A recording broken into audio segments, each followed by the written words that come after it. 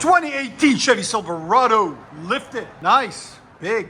Makes everybody stop in their tracks. Look at him. Anyways, look at this lift, dude. This is insane. What we got done. Factory converter there. Factory converter there. Then somebody else did this. True dualed it. But it kept like moving. So like it loosened the bolt, the flange there. So we fixed that. And then we raised it up and added another solid mount hanger for him there. Added another hanger here because he didn't have another hanger there either. And then it was straight pipe. It was way too loud for him. So we took it off and installed a Flowmaster 40, original 40, dual in, dual out, part number 425404, right there. And then used his existing dumps because he wanted to reuse them, so we did. And then there's nothing out the back, as you guys can see. Here it is, Flowmaster 40, dual in, dual out. There'll be a link in the description for it. That's what it looks like out the back, right there, clean.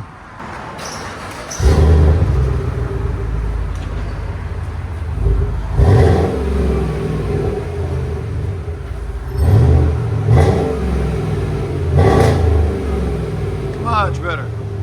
Your sound decibels. Much quieter than it was. Right at 102.